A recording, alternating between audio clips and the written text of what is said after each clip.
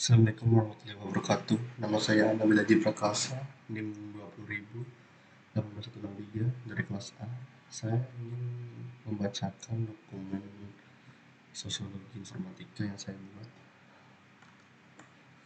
Untuk soal nomor 1, UU ITE memiliki pokok masalah yang diatur sebutkan.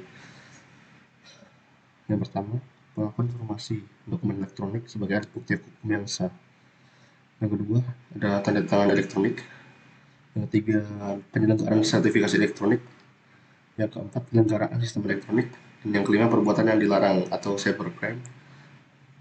Beberapa cybercrime yang diatur dalam UU ITE antara lain: 1. Konten ilegal. Konten ilegal terdiri dari keasusilaan, perjudian, penghinaan atau pencemaran nama baik, pengancaman, dan pemerasan. Kedua, intersepsi ilegal. Ketiga, gangguan terhadap data. Keempat, gangguan terhadap sistem. Dan kelima, alat dan perangkat. Yang kedua, pelanggaran UU ITE apa saja yang terkait di bidang TI. Sebutkan dan jelaskan. 1. A. Hacker dan cracker. Hacker didefinisikan sebagai seorang yang memiliki keinginan untuk melakukan eksplorasi dan penetrasi terhadap sebuah sistem operasi dan kode komputer pengamanan lainnya, tetapi tidak melakukan tindakan pengerusakan apapun untuk mencari informasi. Sedangkan cracker adalah sisi gelap dari hacker yang memiliki ketertarikan untuk mencuri informasi dan melakukan berbagai macam kerusakan. Ada 3 penggolongan hacker dan cracker, yaitu 1. Recreational hacker, 2. Cracker atau criminal minded hacker, dan ketiga, political hacker. Yang B itu denial of service attack atau DOS attack. DOS attack adalah suatu usaha untuk membuat suatu sumber daya komputer yang tidak bisa digunakan oleh para pemakai. DOS attack ditandai oleh usaha eksplisit penyerang untuk mencegah para pemakai memberi bantuan dari penggunaan jasa tersebut. Yang ketiga, pelanggaran piracy. Piracy adalah pembajakan perangkat lunak atau software. Untuk undang-undang yang melindungi haki, Undang-Undang Nomor 19 Tahun 2002. Untuk pembajakan perangkat lunak, memasukkan perangkat lunak ilegal ke hard disk. 2. Soft lighting, pemakaian lisensi melebihi kapasitas. Yang ketiga, penjualan CD-ROM ilegal. 4. Penyewaan perangkat lunak ilegal. Dan kelima, download ilegal. Lalu yang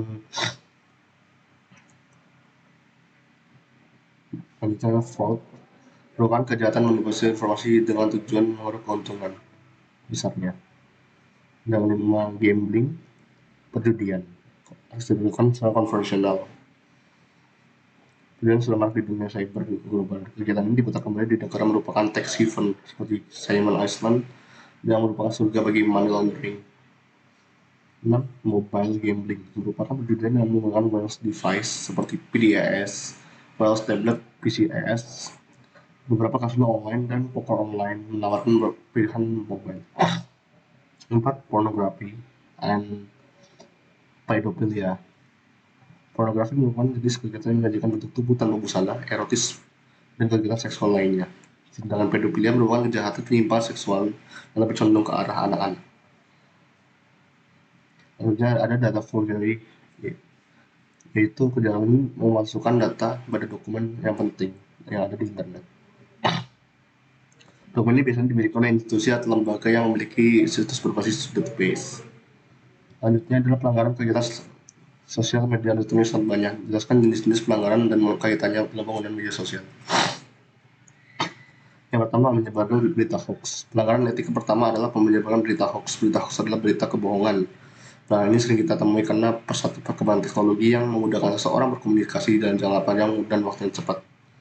Yang kedua adalah pencemaran nama baik. Dengan pelanggaran etika selanjutnya, pencemaran nama baik. Contoh pelanggaran ini sering dijumpai oleh media sosial karena banyak penggunaan media sosial yang tidak dapat mengontrol emosinya. Ketiga, penipuan online. Media sosial saat ini sering dijadikan sebagai sarana penjualan secara online oleh orang-orang yang merintis karirnya di dunia usaha. Lalu bullying, keempat, merupakan perilaku buruk seseorang yang sengaja dilakukan untuk mengucilkan orang lain. Biasanya bullying berupa tindakan ancaman, intimidasi, kekerasan, atau pemaksaan. Yang kedua, menyebarkan berita kebencian. Kasus akhir-akhir ditemukan di berita itu mengandung unsur-unsur kebencian dalam kehidupan beragama di media sosial. yang antara lain itu berisi pesan provokasi, menyebarkan informasi yang mengandung kebencian. Ini merupakan pelanggaran etika di media sosial. Yang selanjutnya ada foto yang tidak pantas. Nah, ini dengan etika berikutnya, foto yang tidak pantas media sosial dengan tujuan untuk dikonsumsi oleh publik. Ini seperti pornografi, yang menggunakan pornografi, foto yang tidak manusiawi seperti mengunggah foto korban kecelakaan bom, kecelakaan, korban perang, dan lain-lain. Ini selanjutnya pembajakan, itu merupakan atau merebut merampas suatu barang yang bukan haknya. Pembajakan di dunia maya seperti pembajakan hak cipta pada film, lagu, atau pembajakan kata-kata, pembajakan akun media sosial, dan lain sebagainya. Habis itu adalah spam. Spam merupakan pengiriman pesan secara bertubi-tubi tanpa dikehendaki oleh penerima pesan yang terjadi di media sosial. Lalu yang selanjutnya, yang terakhir, yaitu privacy violation. Itu dikenal dengan menyebarkan privasi orang lain kepada publik tanpa diketahui pemiliknya. Jelaskan pembentukan UU ITE berbahaya.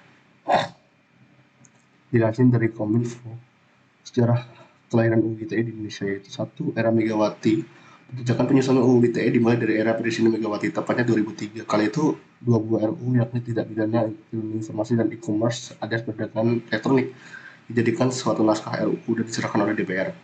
Kedua, era SBY, pembahasan UU ITE dibahas dari 2005 sampai 2007 dan disahkan era Presiden Susilo Bambang Yudhoyono pada 2008.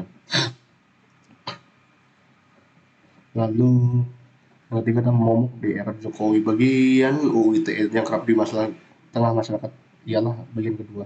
Bagian terutama pada pasal 27 hingga 29 menjadikan perdebatan. Dianggap sebagai bersifat karet dan disebut menjadi alat membungkam politik yang dilayangkan oleh pemerintah Jokowi. Pasal 27, setiap orang yang dengan sengaja tanpa hak mendistribusikan dan mentransmisikan dan membuat dapat akses informasi tersebut dan dokumen elektronik yang memiliki muatan yang melanggar kesusilaan. 2. Setiap orang yang sengaja dan tanpa hak mendistribusikan dan atau mentransmisikan dan atau membuat dapat diaksesnya informasi elektronik dan atau dokumen elektronik yang memiliki perjudian. 3. Setiap orang dengan sengaja tanpa hak mendistribusikan dan atau mentransmisikan dan atau membuat dapatnya diakses informasi elektronik dan atau dokumen elektronik yang memiliki muatan penghinaan percobaan lebih. 4. Seorang dengan sengaja mentransmisikan membuat diaksesnya informasi elektronik dan atau dokumen elektronik yang muatan pengancaman. Ini ada pasal 28 pada ayat pertama. Setiap orang dengan sengaja tanpa hak menyebarkan berita bohong dan menyesatkan yang mengakibatkan kerugian konsumen dan transaksi elektronik. Kedua, setiap orang yang dengan sengaja dan menyebarkan informasi yang ditujukan untuk menimbulkan rasa kebencian tersebut atau permusuhan individu dan atau kelompok yang masyarakat tertentu berdasarkan atas suku, agama, ras, dan antar golongan atau sara. Untuk pasal 29, berisi setiap orang dengan sengaja dan tanpa hak mengirimkan informasi elektronik dan atau dokumen elektronik yang berisi ancaman kekerasan atau menakut-nakuti yang ditujukan secara pribadi.